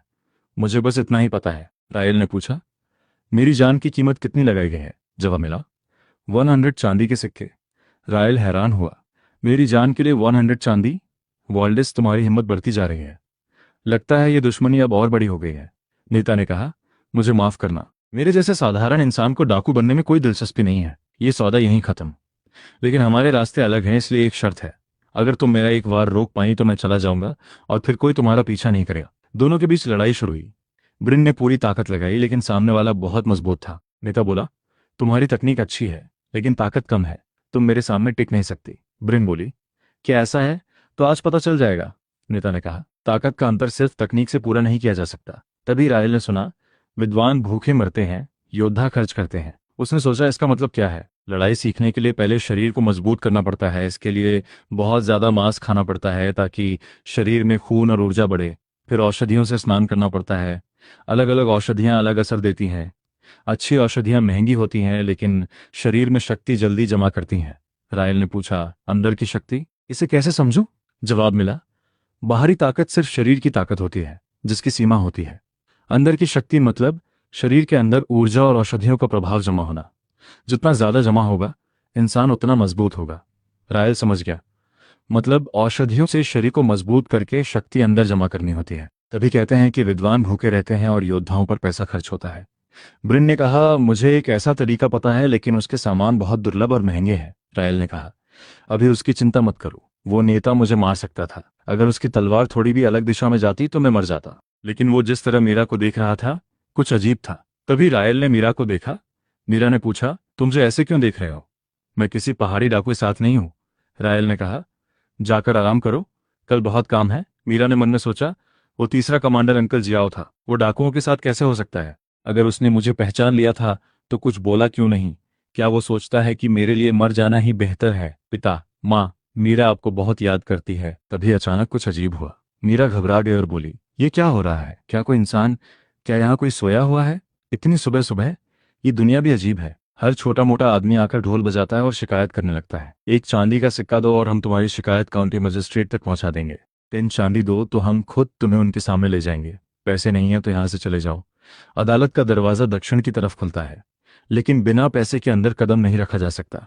यही नियम है। तभी रायल आगे बढ़ा और बोला, कृपया अपने अधिकारी को खबर कर दीजिए। कल रात ब्लैक रिवर माउंटेन के 5 डाकू मेरे घर में घुस आए थे। उनका इरादा मुझे मारने और लूटने का था। मैंने उनमें से 3 को मार गिराया और 2 भाग गए। मैं इसकी रिपोर्ट करने और इनाम लेने आया हूँ। अधिकारी हैरान होकर बोले, ब्लैक रिवर माउंटेन के खतरनाक डाकू? इस लड़के ने 3 को अकेले हरा दिया? जरूर कोई बड़ा योद्धा होगा। जल्दी से मजिस्ट्रेट को बताओ। सच में महान लोग कम उम्र में ही सामने आते हैं। मजिस्ट्रेट ने कहा, मैंने तुम्हारा नाम पहले सुना था लेकिन मुझे अंदाजा नहीं था कि तुम इतने सक्षम हो। मेरा सम्मान स्वीकार करो। रायल ने पूछा, मजिस्ट्रेट मुझे जानते हैं? वॉल्डेस ने मुस्कुराकर कहा, बिल्कुल। तुमने बिना किसी के कहे बिंगजो की मदद की। तुमने एक दोषी अधिकारी के परिवार से जुड़े 2 लोगों को शरण दी। अगर बिंगजो के सभी लोग तुम्हारे जैसे होते तो ये इलाका कब का समृद्ध हो चुका होता। लेकिन आम लोग सिर्फ सामने की चीजें देखते हैं, उन्हें बड़ी तस्वीर समझ नहीं आती। रायल ने कहा, आप मेरी ज्यादा तारीफ कर रहे हैं। मैं भी बस एक साधारण इंसान हूं। वॉल्डेस ने कहा, मैंने सुना है तुम्हारा मेरे भतीजे ड्रैक्स से कुछ विवाद था। मैं सोच रहा था कि इस मौके का इस्तेमाल करके तुम दोनों की बात करा दूं। दुश्मनी को बढ़ने देने से अच्छा है उसे समय पर खत्म कर देना। लेकिन अफसोस, मेरा बेचारा भतीजा कुछ दिन पहले अपने बिस्तर में ही मारा गया। रायल ने हैरानी का नाटक करते हुए कहा, ड्रैक्स मर गया? ये तो दुर्भाग्य है। मैं तो खुद उससे हिसाब लेने वाला था।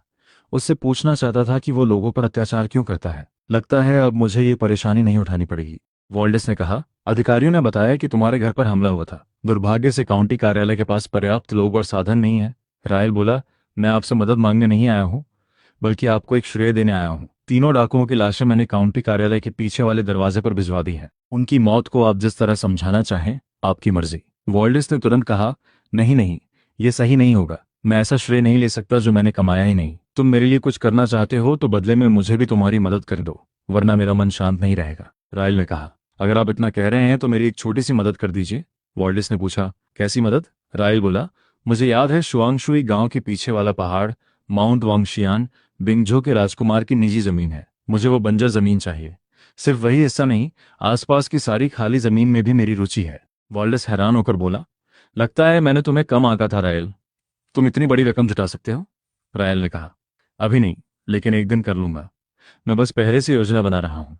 मुझे सही रास्ता ढूंढना है। वॉल्डेस ने कहा, मैं पता कर सकता हूँ, लेकिन बिंजो का राजकुमार पैसे की कमी में नहीं है। रायल ने जवाब दिया, आप बिंजो के राजकुमार नहीं हैं। आपको कैसे पता कि उसे पैसे की जरूरत नहीं होगी?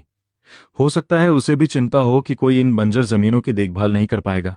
मैं आपकी मदद से बात को धीरे धीरे पता कर सकता हूँ। वॉल्डेस ने कहा, मैं कोशिश करूंगा, लेकिन ज्यादा उम्मीद मत रखना। मैं बड़ी दुनिया में छोटा आदमी हूँ। राजकुमार के दरबार में मेरी कोई खास ताकत नहीं है। फिर उसने कहा, ये चांदी के सिक्के अधिकारियों ने इकट्ठे किए थे। बिंगझो गरीब इलाका है, ऊपर से उन्हें लंबे समय से वेतन नहीं मिला है, इसलिए उन्हें गुजारा करने के तरीके ढूंढने पड़ते हैं। रायल, इसे दिल पर मत लेना। रायल ने पूछा, ये चांदी सिर्फ मुझे वापस मिलेगी या? रायल ने पूछा, क्या ये पैसे उन सभी लोगों को वापस मिलेंगे जिन्होंने काउंटी में कदम रखा है? वॉल्डस ने कहा, मैं भला सबको कैसे लौटा सकता हूँ?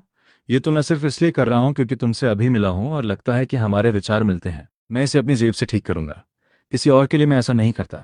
रायल ने कहा, अगर ऐसा है तो धन्यवाद मेरे स्वामी, आप सच में अपनी जनता की चिंता करने वाले मजिस्ट्रेट हैं। वॉल्डस के जाने के बाद विंस ने पूछा, मेरे स्वामी, आप उसके बारे में क्या सोचते हैं? विंस बोला, इस आदमी को हल्के में नहीं लिया जा सकता। उसका दिमाग बहुत खतरनाक है और उसके तरीके भी बेहद सख्त हैं। उसने ब्लैक रिवर माउंटेन के डाकुओं को भी ऐसा फंसा दिया कि उन्हें पीछे हटना पड़ा। मुझे अब और यकीन हो रहा है कि ड्रैक्स की मौत के पीछे उसी का हाथ है। क्या आप उसका बदला लेना चाहते हैं? वॉल्डिस ने कहा, सिर्फ जिंदा लोगों की कीमत होती है, मरे हुए लोग सिर्फ लाश होते हैं। पहले देखते हैं कि क्या हम उसे अपनी तरफ ला सकते हैं। ऐसा ताकतवर इंसान हमारे लिए बहुत बड़ा फायदा होगा। विंस ने पूछा, क्या आप उसे इस्तेमाल करना चाहते हैं? वॉल्डिस ने कहा, अगर वो हमारा वफादार बन जाए तो सबसे अच्छा होगा, लेकिन अगर उसने मना किया तो हमें उसे खतरा बनने से पहले खत्म करना होगा। वॉल्डिस ने पूछा, तुम्हें मेरी सेवा करते हुए कितना समय हो गया? विंस ने कहा, मेरे स्वामी 14 साल। जब मैं 8 साल का था तभी आपकी सेवा में आया था। वॉल्डिस मुस्कुराया और बोला, तुम सच में खूबसूरत हो। सिर्फ एक इशारे से कितने ही पुरुष तुम्हारे आगे झुक सकते हैं। सुंदरता सबसे तेज हथियार होती है। फिर उसने कहा, चलो तुम्हारा परिचय एक ऐसे आदमी से कराते हैं जो शायद तुम्हारा पति बन सकता है। कैसा रहेगा? विंस ने कहा, मैं सिर्फ आपके पास रहकर आपकी सेवा करना चाहती हूँ, कृपया मुझे दूर मत भेजिए। वॉल्डिस ने कहा, कितनी बेकार चीज है। उसके पास जाओ, उसे अपने प्यार में फंसा लो। दूसरी तरफ रायल एक दुकान पर पहुंचा। उसने कहा, मालिक, मैं खास तौर पर तुम्हारे जंगली मांस के लिए आया था, लेकिन तुम मुझे खेत की मुर्गी को जंगली तीतर बताकर बेचने की कोशिश कर रहे हो। क्या तुम मुझे बाहर का आदमी समझकर बेवकूफ बना सकते हो? दुकानदार बोला, अच्छे ग्राहक, मेरी बात सुनो, 3 महीने बाद वापस आ, मैं वादा करता तुम्हें असली माल दूंगा। तभी एक आदमी ने रायल को देखा और बोला, इस आदमी की हथेलियों पर इतनी कठोरता है कि साफ है उसने कई सालों तक युद्ध की ट्रेनिंग ली है। रायल ने कहा, आपकी नजर अच्छी है। सामने वाला हंसकर बोला, बच्चे, तुम्हें भी पहचानना आता है। अभी जो वार किया गया था उसमें बहुत ताकत थी, लेकिन तुमने उसे इतनी सफाई से मोड़ दिया कि मेज पर रखे कटोरे तक नहीं हिले। तुम कोई साधारण इंसान नहीं हो, बहुत दिलचस्प हो। मेरा नाम रायकर है। तुम्हारा नाम? रायल ने कहा, रायल? रायकर बोला, अच्छा नाम है, क्या मेरे साथ थोड़ा मुकाबला करोगे? रायल ने कहा, माफ करना, मुझे अनाज खरीदना है, खेलने का समय नहीं है। रायकर ने कहा, अनाज टैक्स भरने के लिए? रायल ने कहा, हाँ। रायकर बोला, अगर तुम मुझे हरा दोगे तो मैं तुम्हें 20 चांदी दूंगा। क्या कहते हो? रायल ने सोचा, 20 चांदी जल्दी कमाने का अच्छा तरीका है, लेकिन यह आदमी ऐसे पैसे क्यों उड़ा रहा है? रायकर ने कहा, अगर मैं जीत गया तो तुम्हें हर महीने मेरे लिए एक जंगली तीतर लाना होगा और इस सराय में पहुंचाना होगा ताकि मैं भुना हुआ तीतर खा सकूं। रायल ने कहा, सौदा मंजूर है, ये बुरा सौदा नहीं है। यह आदमी बस खाने का शौकीन लगता है। दोनों में मुकाबला शुरू हुआ। रायल ने देखा कि सामने वाले में असली ताकत है। रायकर ने हमला किया, आधा कदम वाली क्रशिंग फिस्ट। रायल ने बचाव किया। रायकर की ताकत ज्यादा थी, लेकिन अंत में मुकाबला तय हो गया। रायकर ने कहा, आज मैं हार गया, लेकिन 1 महीने बाद फिर मुकाबला करेंगे। अगर उस दिन तुम जीत गए तो मैं तुम्हें 100 चांदी दूंगा। रायल ने कहा, ठीक है, मैं यहां रहूंगा, वादा वादा होता है। ये लो, 3 दिन बाद मैं तुम्हारे लिए जंगली तीतर भेज दूंगा ताकि तुम इस सराय का स्वाद चख सको। रायकर हंसकर बोला, यही तो बात है, अब से तुम मेरे दोस्त हो। फिर रायल एक नक्शा देखा और सोचा, ये बिल्कुल उसी नक्शे जैसा है जो मुझे गुफा में मिला था। आखिर ये चीज क्या है? सामने वाला बोला, मुझे कैसे पता? तुम यहाँ सामान खरीदने आए हो, माल कहाँ से आया ये पूछना तुम्हारा काम नहीं है। दुकानदार ने कहा, तुम्हें सामान की मंजिल के बारे में भी नहीं पता? तुम्हें तो सबसे जरूरी नियम तक नहीं मालूम।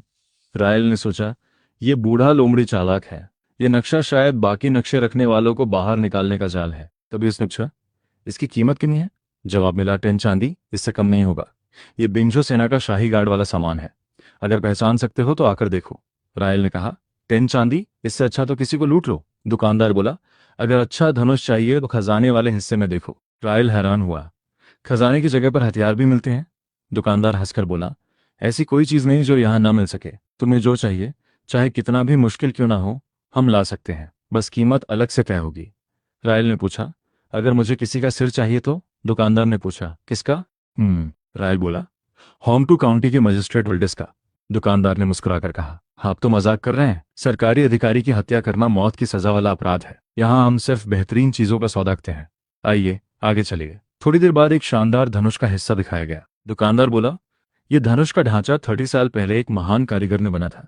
आसमान से गिरे लोहे से तैयार किया गया है, पंख की तरह हल्का और टूटने से लगभग अजय। बस एक कमी है, इसमें अभी डोरी नहीं लगी है। अगर आप चाहें तो लगवा सकते हैं, कीमत होगी 100 चांदी। आखिरी कीमत। रायल ने कहा, 100 चांदी? क्या मुझे लूट रहे हो? दुकानदार बोला, मैं पूरी तरह गंभीर हूं।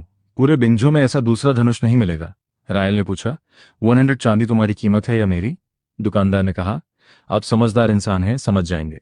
दरअसल लॉर्ड वॉल्डेस आपको पसंद करते हैं। ये धनुष का ढांचा उनकी तरफ से तोहफा है, आपको शुभकामना देने का तरीका। लेकिन उन्होंने कहा था कि आपको दूसरा तोहफा भी स्वीकार करना होगा। तभी एक लड़की आगे आई। उसने कहा, मेरा नाम जारा है, मुझे लॉर्ड वॉल्डेस ने भेजा है। उन्होंने कहा कि आपको किसी ऐसे व्यक्ति की जरूरत है जो आपकी देखभाल कर सके। मैं भले बहुत सुंदर नहीं हूं, लेकिन सेवा करना जानती हूँ। रायल ने सोचा, ये वॉल्डेस सच में हर चीज पहले से तैयार करता है। फिर उसने पूछा, और तुम? जारा ने कहा, मैं बंधुआ वर्ग से हूँ। मेरा अनुबंध लॉर्ड वॉल्डेस के पास है, इसलिए मेरे पास आने के अलावा कोई रास्ता नहीं था। मैं आपसे झूठ नहीं बोली। जाने से पहले लॉर्ड वॉल्डेस ने कहा था कि आपकी अच्छी तरह सेवा करूं और आपकी हर गतिविधि पर नजर रखूं। रायल ने कहा, कम से कम तुम ईमानदार तो हो? जारा बोली, मैंने सोचा छिपाने से बेहतर है सब साफ बता दूं। अगर आपको मैं पसंद नहीं हूं तो मैं वापस चली जाऊंगी और लॉर्ड वॉल्डेस सजा देंगे, स्वीकार कर लूंगी। रायल ने कहा, रुको, तुम मुझे क्या दे सकती हो? जारा ने कहा, कोयला सही कीमत पर। आपको भट्ठी और निर्माण के लिए कोयला चाहिए होगा। काले बाजार में इसकी कीमत बहुत ज्यादा है। मैं सही लोगों को जानती हूँ, कम से कम 30% सस्ता दिला सकती हूँ। रायल ने पूछा, और क्या? जारा बोली, जानकारी। लॉर्ड वॉल्डेस ने बिंजो में कई साल बिताए हैं। उनके कानून और अपराध दोनों तरफ समझ है। आपको जो भी जानना होगा मैं पता कर सकती हूँ। रायल ने पूछा, क्या तुम्हें डर नहीं लगता कि वॉल्डेस को पता चल जाएगा कि तुम मेरी मदद कर रही हो? जारा ने कहा, मालिक कृपया मुझे निकालिए मत। मैं बस जिंदा रहना चाहती हूँ, खुद को मुसीबत में डालकर मरना नहीं चाहती। मैं वही बोलूंगी जो बोलना जरूरी होगा और बाकी बातों पर चुप रहूंगी। मुझे अपनी सीमा पता है। मालिक, आपको मुझे अपने साथ रखकर पछतावा नहीं होगा। रायल ने कहा, ठीक है, मैं ये धनुष का ढांचा ले रहा हूं, तुम मेरे साथ घर चलोगी? जारा ने कहा, जी मालिक। रायल ने पूछा, क्या तुम्हें डर नहीं लगता कि मैं तुम्हें नुकसान पहुंचा सकता हूं? वॉल्डेस कोई ईमानदार खेल खेलने वाला आदमी नहीं है। जारा ने कहा, डर तो लगता है, लेकिन मुझे उससे ज्यादा डर उस इंसान से लगता है जिसके पास किसी के लिए कीमत ही नहीं होती। रायल ने पूछा, तुम्हारा मतलब क्या है? जारा बोली, जिसके पास कोई उपयोगिता नहीं होती, उसकी जिंदगी की कोई कीमत नहीं होती। वो सबसे दयनीय स्थिति होती है। सोचिए, जब तक आप किसी के लिए उपयोगी हैं, कोई आपको मारना चाहेगा और कोई आपको बचाना चाहेगा। ऐसी दुनिया में यही जीने का नियम है। रायल, आप मेरे मिले सबसे अलग इंसान हैं। आपने पहली बार मुझे इंसान की तरह देखा है। घर पहुंचने के बाद सबने पूछा, ये कौन है? रायल ने कहा, इसका नाम जारा है, सबको नमस्ते कर रही है। सिल्वा ने पूछा, रायल, ये कौन है? इसे पहले कभी नहीं देखा। रायल ने कहा, रास्ते में मिली। सिल्वा ने हंसकर कहा, तुम्हें जहां भी देखो वहीं से कोई ना कोई लड़की मिल जाती है। पहले मीरा, अब ये क्या लड़कियां रास्ते में उगती हैं? जारा ने कहा, मेरी जिंदगी आसान नहीं रही। रायल ने मुझे काले बाजार से खरीदा है। मेरे पास कुछ भी नहीं है। अब मैं उसके रोजमर्रा के काम संभालूंगी और जो भी जरूरत होगी करूंगी। सिल्वा ने दया से कहा, बाहर ठंडी हवा चल रही है, अंदर आओ, बैठो। अब तुम यहां हो तो परिवार का हिस्सा हो, शर्म मत करो। ब्रेन ने धीरे से कहा, यह लड़की साधारण नहीं है, इसकी नजर लोमड़ी से भी तेज है। और अभी जिस तरह इसने झुककर सलाम किया, कोई आम नौकर ऐसा नहीं करता। रायल ने कहा, मुझे पता है। सिल्वा ने पूछा, फिर इसे घर क्यों लाए, जैसे भेड़िए को घर में बुला रहे हो? रायल ने कहा, क्योंकि ये साधारण नहीं है, इसी वजह से ये दिलचस्प है। चिंता मत करो, ये परेशानी नहीं करेगी। अगले दिन रायल ने कहा, कल मैं तुम्हें शिकार पर ले जाऊंगा। जारा खुश होकर बोली, धन्यवाद मालिक, मेरे हाथ कब से बेचैन थे। जंगल में रायल ने एक जानवर पकड़ा। तभी सिल्वा ने कहा, देखो रायल, मैंने पकड़ लिया। रायल ने कहा, पेड़ पर चढ़ो। तभी जानवर को देखकर बोला, हिलो मत, एक कदम भी आगे बढ़े तो हम दोनों मुसीबत में पड़ जाएंगे। फिर रायल ने अपनी पशु नियंत्रण क्षमता का इस्तेमाल किया। जानवर शांत हो गया। सिल्वा ने हैरानी से पूछा, रायल, तुमने ये कैसे किया? रायल ने कहा, बस मुझे लगा कि मैं कर सकता हूं तो मैंने कोशिश कर ली।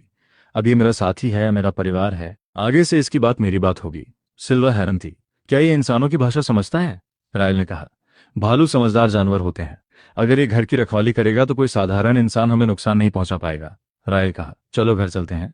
अगले दिन मैं तुम्हें शहर के ड्रंकन इमोर्टल सराय ले जाऊंगा, वहां रायकर से मिला जाएगा। रायकर ने खाना खाते हुए कहा, यह सच में मेरी पसंदीदा डिश है, कमाल का स्वाद है। रायल, तुम्हारा जंगली तीतर हर पैसे के लायक था। रायल ने कहा, मैं इससे भी अच्छा बना सकता हूँ, बस सारे सामान अभी नहीं है। रायकर ने कहा, मुझे बताओ क्या चाहिए, मैं ले आऊंगा। अगर तुमने सच में मुझे प्रभावित कर दिया तो पैसे की चिंता मत करना, हम दोस्त हैं। दोस्त के घर खाना खाने जाना सामान्य बात है। मैं शुआंगशुई गांव के सबसे अंदर वाले घर में रहता हूँ, जब चाहो आ जाना। रायकर बोला, सच में? आज मेरे काम है, वरना अभी तुम्हारे साथ घर चला जाता। अगली बार जरूर आऊंगा। बाद में जारा ने कहा, रायल, वो रायकर कोई साधारण इंसान नहीं है, उसके चेहरे में बिंझो के राजकुमार जैसी समता है। रायल ने कहा, तुम हैरान नहीं हो? मुझे पहले से थोड़ा अंदाजा था, लेकिन ये बात अपने तक रखना, किसी को मत बताना, जारा ने कहा। समझ गई। रायल ने मन में सोचा, वॉल्डेस, जिस चीज को तुम पूरी जिंदगी ढूंढ रहे हो वो अभी मेरे हाथ में है। असली खेल अब शुरू हुआ है। तभी एक अधिकारी गांव में चिल्ला रहा था, तुम गंदे किसान बिंझो के राजकुमार को दिए जाने वाले अनाज टैक्स में धोखा करने की हिम्मत कैसे कर सकते हो? ये 2 माप भी नहीं है, मुश्किल से 1.5 माप है। क्या तुम विद्रोह करना चाहते हो? किसान डरते हुए बोला, अधिकारी साहब, मैंने कुछ गलत नहीं किया, मेरी तराजू में पूरा 2 माप था, कृपया दया करें, एक महिला बोली। अधिकारी साहब, इसका कोई बुरा इरादा नहीं था, इसे थोड़ा समय दे दीजिए, किसी इंसान के साथ इतना कठोर व्यवहार मत कीजिए। तुम कौन होते हो बीच में दखल देने वाले? हटो यहां से, ये सरकारी काम है। रायल ने कहा, मेरा नाम रायल है, ये मेरा अनाज टैक्स है, और ये शुआंगशुई गांव के मेरे पड़ोसी हैं। तुम अपने काम से काम रखो। तुम्हारे घर में 3 लोग हैं, इसलिए 3 माप अनाज टैक्स देना होगा। जब सब तैयार है तो तौल लो, एक भी लियाम कम नहीं होना चाहिए। तभी एक आवाज आई, रुको, मैं देर से आया हूँ, रास्ते में बर्फ की वजह से रुकावट आ गई। अधिकारी ने पूछा, और तुम कौन हो? अगर शुआंगशुई गांव से नहीं हो तो बीच में मत बोलो। एक शब्द और बोला तो ये कोड़ा नहीं देखेगा कि तुम कौन हो। उस आदमी ने कहा, मैं गांव का नहीं हूं, लेकिन मैं शर्त लगा सकता हूं कि खराब तराजू इन लोगों का नहीं बल्कि तुम्हारा है। शुआंगशुई गांव का मुखिया कौन है? तभी एल्डर सन आगे आए और बोले, मैं हूं। उस आदमी ने पूछा, एल्डर सन, गांव के पास 100 जिन वाला बाट है ना, उसे बाहर लाओ, मैं देखना चाहता हूं कि ये लोग कौन सा खेल खेल रहे हैं। अधिकारी गुस्से में बोला, तुम्हारी हिम्मत कैसे हुई? ये बिंझो के राजकुमार के लिए वार्षिक टैक्स है, अगर कुछ गलत हुआ तो क्या तुम नतीजे भुगत सकते हो? सैनिकों, इसे पकड़ लो। तभी उस आदमी ने अपनी पहचान दिखाई, ध्यान से देखो, मैं बिंझो पेट्रोल कार्यालय का निरीक्षक हूँ। तुम्हें लोगों से इस तरह टैक्स लेने की हिम्मत किसने दी? लोगों का अनाज चुराकर अपनी जेब भर रहे हो? क्या तुम्हें लगा कोई देख नहीं रहा? अधिकारी डर गया और बोला, निरीक्षक साहब, हमें माफ कर दीजिए, हम तो बस आदेश मान रहे थे। काउंटी मजिस्ट्रेट वॉल्डेस ने ऐसा करने को कहा था। उसने कहा, इस साल फसल अच्छी है, इसलिए 10% ज्यादा वसूलो। निरीक्षक गुस्से में बोला, बहुत बड़ी हिम्मत है उसकी। वापस जाओ और वॉल्डेस से कहना कि मैं शुआंगशुई गांव में उसका इंतजार कर रहा हूं। उसे खुद आकर जवाब देना होगा। अगर नहीं आया तो वो अपनी सरकारी टोपी भूल जाए। अधिकारी बोला, जी साहब, हम तुरंत संदेश पहुंचाएंगे। अब निकलो यहां से। गांव वालों, आज से अनाज वसूली बंद रहेगी। मैं पूरी जांच करूंगा और फैसला होने के बाद बताऊंगा। मैं भ्रष्ट अधिकारियों को इस गांव में लोगों को परेशान नहीं करने दूंगा। सब लोग अपना अनाज वापस घर ले जाओ। गांव वाले खुश होकर बोले, धन्यवाद मान साहब, भगवान आपका भला करे। तभी उस आदमी ने रायल से कहा, तो रायल, मैंने आज तुम्हारी जान बचाई है, अब तुम पर मेरा एहसान है ना? रायल मुस्कुराया और बोला, बचाया नहीं, तुमने बस इस मौके का इस्तेमाल अपनी अच्छी छवि बनाने के लिए किया है। हम दोनों जानते हैं, बिंजो का राजकुमार अभी सत्ता में आया है, उसके तरीके साफ नहीं है। उसे पैसे चाहिए, लेकिन उससे ज्यादा उसे अच्छी छवि चाहिए, क्योंकि अच्छी छवि भी एक तरह की ताकत होती है। आदमी हंसकर बोला, लगता है तुमने मेरी चाल पकड़ ली। तुम सच में बहुत तेज हो। सच कहूं तो तुम्हारे साथ दोस्ती करना थका देने वाला होगा, हर समय दिमाग लगाना पड़ेगा। रायल ने पूछा, तुम सच में ऐसे ही रहते हो, इतनी क्षमता होने के बाद भी? आदमी बोला, मैंने कभी पढ़ाई करने की कोशिश की थी, लेकिन सफल नहीं हुआ, कई साल बर्बाद हो गए। अभी हाल ही में शिकार शुरू किया है, इसलिए हालत थोड़ी बेहतर हुई है। चलो अंदर चलो, मैं तुम्हें अपना खास ब्रेस्ड पोर्क खिलाता हूँ। आदमी बोला, खास ब्रेस्ड पोर्क? नाम सुनकर ही लग रहा है कि शानदार होगा। आज मेरा दिन अच्छा है। दोनों अंदर गए। खाना खाते हुए बोला, ये तो मुंह में जाते ही पिघल रहा है। स्वाद गहरा है लेकिन भारी नहीं, जरा भी जंगलीपन का स्वाद नहीं। कमाल है, बिल्कुल कमाल, रायल ने कहा। अच्छा लगा तुम्हें पसंद आया। रायल ने फिर पूछा, रायकर, मैं तुमसे कुछ पूछना चाहता हूँ, पता नहीं ये तुम्हारे अधिकार में आता है या नहीं। रायकर ने कहा, पूछो, जब तक बात देशद्रोह की नहीं है, बाकी सब पर बात हो सकती है। रायल ने पूछा, शुआंगशुई गांव के पीछे जो जमीन और जंगल है, क्या वो बिंझो के राजकुमार की संपत्ति है? रायकर ने कहा, ज्यादा संभावना तो यही है, लेकिन पक्के तौर पर जानने के लिए मुझे रिकॉर्ड देखना पड़ेगा। तुम क्यों पूछ रहे हो? क्या तुम्हें शिकार की जगह चाहिए?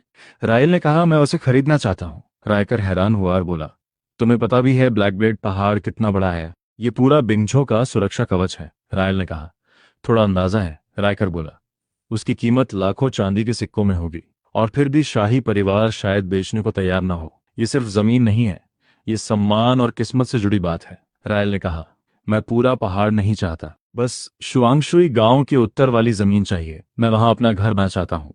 अभी घर बहुत छोटा है और अपनी जमीन ना होना मुझे अच्छा नहीं लगता।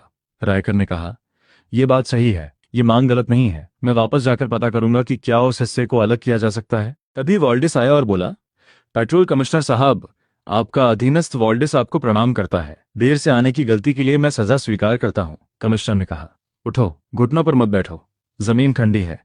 वॉल्डिस ने कहा, माफ कीजिए मालिक, मैं बैठने की हिम्मत नहीं कर सकता। आप खुद यहाँ आए और मैं आपका स्वागत नहीं कर पाया। मेरी गलती की कोई माफी नहीं। कमिश्नर मुस्कुराया और बोला, तुम्हारी हिम्मत सच में कमाल की है। लोगों को दबाना, अनाज टैक्स में चोरी करना, तुम्हें इतनी हिम्मत किसने दी? वॉल्डिस ने कहा, मालिक मैं तो सिर्फ एक काउंटी मजिस्ट्रेट हूँ। इतना बड़ा काम करने की मेरी औकात नहीं। यह आदेश बिंझो शाही परिवार की तरफ से आया था। मैंने बस आदेश का पालन किया। मेरे पास कोई विकल्प नहीं था। कमिश्नर ने पूछा, शाही परिवार का आदेश था? तो फिर लिखित आदेश दिखाओ, मुझे कुछ सबूत चाहिए। वॉल्डिस ने कहा, मालिक कोई लिखित आदेश नहीं है। ऐसी चीज कभी कागज पर नहीं छोड़ी जाती। लिख दिया जाए तो शाही परिवार के लिए परेशानी बन जाएगी। कमिश्नर ने पूछा, फिर आदेश किसने दिया? खुद राजकुमार ने या किसी रानी ने? वॉल्डिस बोला, मालिक मैं सजा के लिए तैयार हूं। जिसने भी आदेश दिया हो, काम मैंने किया है। जो फैसला होगा स्वीकार है। कमिश्नर ने कहा, ठीक है, क्योंकि तुमने 80 जिन वाले बाट से अनाज लिया है, अब उतनी ही मात्रा तुम्हें खुद शाही खजाने में देनी होगी। जो ज्यादा लिया गया है वो जनता को वापस मिलेगा। कर सकते हो? वॉल्डिस ने कहा, जी मालिक, मैं तुरंत सब ठीक कर दूंगा। जनता भी संतुष्ट होगी और शाही परिवार को भी कोई परेशानी नहीं होगी। कमिश्नर ने कहा, अच्छा, तुमने कई साल ईमानदारी से सेवा की है। अब सिर्फ काउंटी मजिस्ट्रेट बने रहना तुम्हारे लायक नहीं। प्रांत को एक डिप्टी गवर्नर चाहिए। अगर ये काम ठीक किया तो तुम्हारी तरक्की होगी। वॉल्डिस ने कहा, मालिक होंगटू काउंटी को अभी बहुत सुधार की जरूरत है। मेरा विश्वास है कि मैं यहाँ के लोगों को कम से कम भरपेट खाना दिला सकता हूँ। यही मेरी इच्छा है। कृपया मुझे यही करने दें। कमिश्नर ने कहा, यह मौका बार बार नहीं मिलेगा, सोच लो। वॉल्डिस ने कहा, आपके प्रस्ताव के लिए धन्यवाद, लेकिन मेरा फैसला तय है। मुझे अनुमति दें कि मैं आपके लिए अच्छी शराब लेकर आऊं। इसे माफी के रूप में स्वीकार करें। बाद में रायकर ने पूछा, तुम्हारी नजर में वॉल्डिस कैसा आदमी है? रायल ने कहा, चालाक बूढ़ी लोमड़ी, बहुत तेज दिमाग वाला। रायकर ने पूछा, और मैं तुम्हारी नजर में कैसा हूं? रायल ने कहा, एक शिकारी, बाहर से शांत लेकिन अंदर से हर चीज पर नजर रखने वाला। रायकर हंस पड़ा और बोला, शिकारी? ये नाम अच्छा है। मुझे पता था मैंने तुम्हें सही पहचाना। रायल, तुम सच में दिलचस्प इंसान हो। इस दुनिया में बहुत कम लोग हैं जो मुझे समझते हैं। तुम उनमें से एक हो। तभी एक साथी ने कहा, मालिक क्या वो सामने झाउसिया गांव के शिकारी नहीं है? वो लोग घेरा बना रहे हैं। रायकर ने देखा और कहा, सही पहचाना, ये त्रिकोण वाला घेरा है। ये लोग तैयारी करके आए हैं। साथी ने पूछा, मालिक क्या हमें निकल जाना चाहिए? उनकी संख्या ज्यादा है और पहाड़ में सीधी लड़ाई हमारे लिए नुकसानदायक होगी। रायल ने कहा, अब देर हो चुकी है, चारों तरफ देखो। शिकारी बोले, अरे तुम जाउजिया गांव से हो ना? हम पहले भी पहाड़ पर मिले हैं। बैठकर बात कर लेते हैं। तीर और हथियारों की जरूरत नहीं है। सामने वाले ने गुस्से में कहा, चुप रहो रायल, अब माफी मांगने का समय निकल चुका है। आज जाउजिया गांव तुम्हें बताएगा कि हमारे खिलाफ जाने की कीमत क्या होती है। रायल ने कहा, तो आज जान की लड़ाई है? ठीक है, पहाड़ों में ही पता चलता है कि असली शिकारी कौन है। आगे बढ़ो। कुछ लोगों ने हमला शुरू किया। रायल ने कहा, तुम सच में मारने आए हो? ये इंसानों की जिंदगी है। तुम मुझे मार सकते हो, लेकिन मैं चुप नहीं रहूंगा। अभी चले जाओ तो मौका है। रुके तो मैं ऐसा करूंगा कि तुम्हें जीना भी मुश्किल होगा और मरना भी। उन्होंने तीर चलाने का आदेश दिया। तभी रायल को कुछ अजीब लगा। उसने कहा, रुको, ये सारे जाउजिया गांव के लोग नहीं हैं। ये तीर जाउजिया के जैसे हैं, लेकिन इन पर कुछ लगाया गया है। ज्यादा दूरी तक जाते हैं और ज्यादा खतरनाक है। कोई भीड़ में छिपकर जाउजिया गांव को इस्तेमाल कर रहा है। रायल ने कहा, बाहर आओ और मेरे सामने लड़ो। फिर उसने अपने साथी से कहा, तुम नीचे वाली घाटी से निकल जाओ, पीछे मत देखना। अब मैं तुम्हारी रक्षा नहीं कर पाऊंगा। उसने कहा, मालिक मैं आपको छोड़कर नहीं जा सकता। भले मैं कमजोर हूं, लेकिन भाग गया तो जिंदगी भर खुद को माफ नहीं कर पाऊंगा। तभी रायल ने कहा, ध्यान से देखो, तुम्हें कुछ दिखाता हूं। तभी भेड़ियों का झुंड आ गया। खून की गंध से वो आए थे। उनमें सबसे आगे भेड़ियों का राजा था। दुश्मनों ने कहा, रायल पहले अपने मतभेद भूलकर इस भेड़िए के राजा को मार लेते हैं, शिकार बांट लेंगे। रायल ने कहा, मना है। एक आदमी हंसकर बोला, अब तुम भेड़िए के पेट में जाओगे। घमंडी लोगों का यही अंत होता है। सब हैरान थे क्योंकि भेड़िए का राजा रायल की बात मान रहा था। एक शिकारी बोला, तुम इंसानों की तरह जानवरों को कैसे काबू कर लेते हो? रायल ने कहा, हम अच्छे रिश्ते में नहीं हैं, लेकिन ये मेरी बात समझता है। जाउजिया गांव के लोग डर गए और बोले, हमसे गलती हो गई, हमें जाने दो, हम कभी तुम्हारे पीछे नहीं आएंगे। रायल बोला, घास काटते समय जड़ छोड़ दी जाए तो फिर उगाती है। एक आदमी बोला, मुझे ब्लैक ब्लेड पहाड़ के खजाने का रहस्य पता है। क्या ये मेरी जिंदगी बचा सकता है? रायल ने कहा, बताओ, देखते हैं तुम्हारा रहस्य कितना कीमती है।